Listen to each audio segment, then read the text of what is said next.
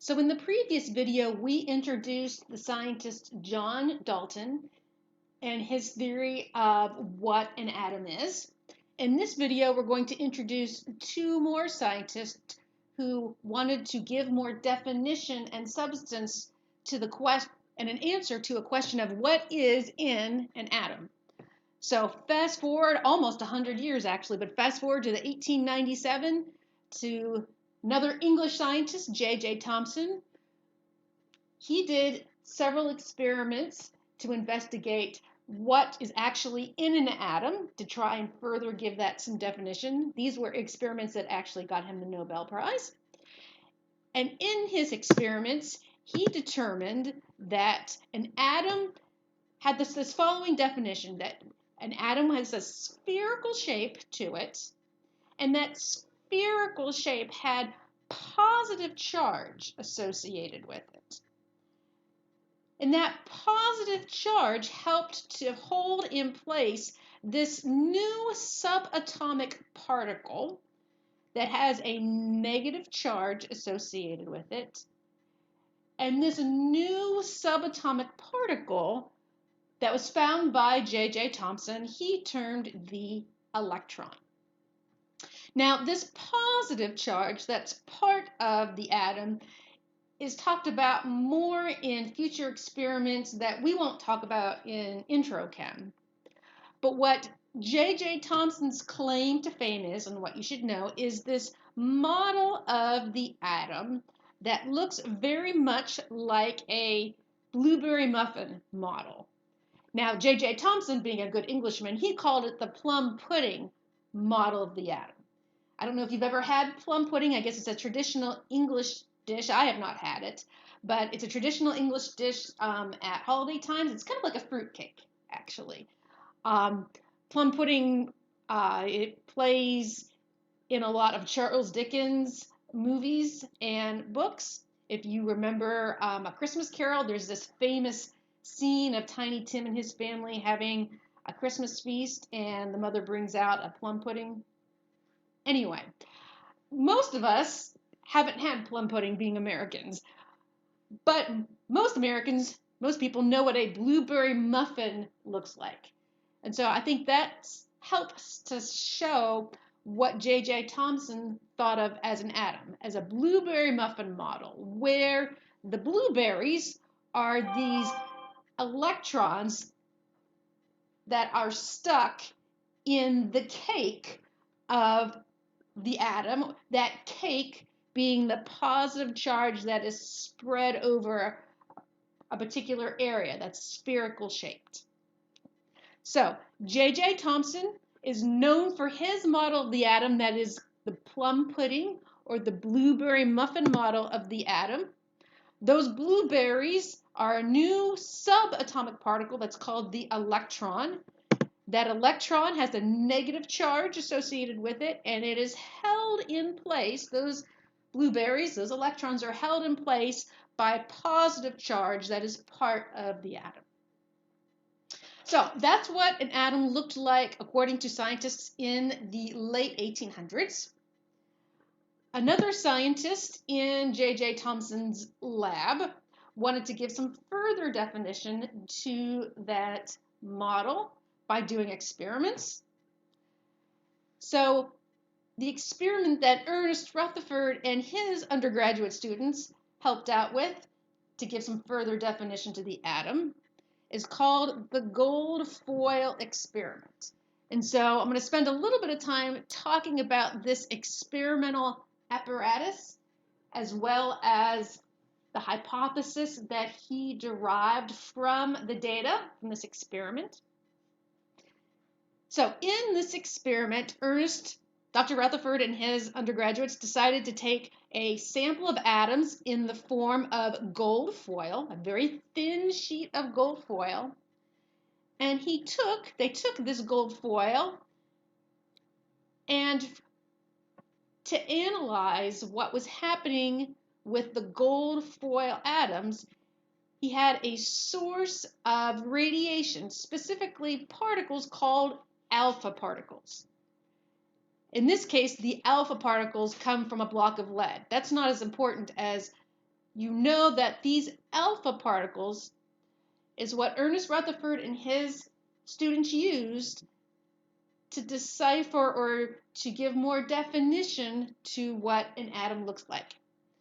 So Ernest and his students took these alpha particles that have a positive charge associated with them and hurtled them using lasers, but hurtled them towards the gold foil.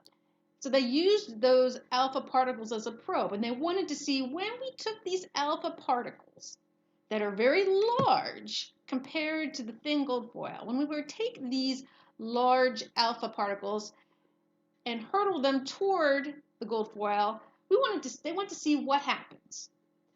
And they predicted that based upon the size of the alpha particle and the size of what an atom was thought to be composed of back then, their hypothesis was that these alpha particles would go straight through the gold foil.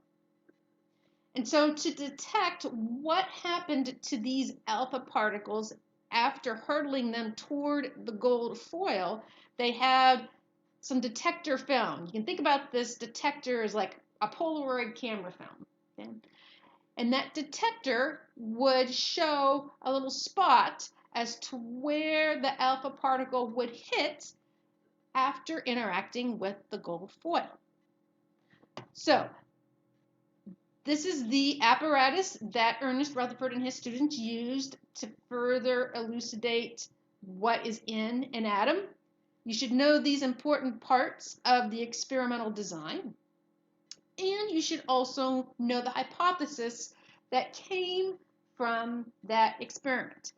And it's true that Ernest Rutherford and his students did indeed see most of those alpha particles going straight through the gold foil, which is what would be expected if the Plum pudding model, if J.J. Thompson's model of the atom was 100% correct. But they also saw a few of those alpha particles being deflected at very weird angles. Those alpha particles were almost hitting right back towards the experimenter, towards the alpha particle source. And so that suggests that maybe there is something in this atom that is deflecting those alpha particles. And so because of the results from that experiment, we have further defined the atom as something that, yes, has electrons, but instead of this mesh of positive charge smeared throughout the atom, we now have our positive charge in a dense core or in a nucleus of the atom. And so when those alpha particles would hit the nucleus of the atom, they would be deflected. If they did not deflect, that means that those alpha particles went straight through. So we've moved from a plum pudding model of the atom to a nuclear model of the atom, where the majority of the atom is actually empty space with a dense core in the center called the nucleus. So that is the hypothesis or the results that Rutherford and his students came about from their experiment. And then when Ernest Rutherford first saw it, I love this quote. He says it was the most incredible event that ever happened to him. Because if you think about it, it was like firing a 15-inch shell at a piece of tissue paper and it came right back at you. That's how big those alpha particles are compared to the thinness of the gold foil. The take-home message from his experiment is that we have now moved from a plum pudding model of the atom to the nuclear theory of the atom, where we now, for an atom, have a dense core called the nucleus, and that's where the positive charge resides, and that positive charge is going to be called protons. there's another subatomic particle called neutrons that are also in the nucleus. There will be more experiments that we won't talk about in this course that talk more about neutrons. And the electrons that are in an atom are just kind of hanging around the outside of the nucleus, with the majority of the atom being empty space. So, thanks to Ernest Rutherford and his undergraduate students, we now have this model of the atom, the nuclear model of the atom. This model also got Ernest Rutherford and J.J. Thompson another Nobel Prize. You should know the 3 subatomic particles that make up an atom. You should know where their location is in the atom. You don't need to know their exact masses, but you should be able to see that if I ask you where's the majority of the mass in an atom, the majority of the mass, just looking at these masses, is going to be in the nucleus. The mass of an electron is a lot smaller than of a proton or a neutron. And you should also know the charge that is associated with those 3 subatomic particles.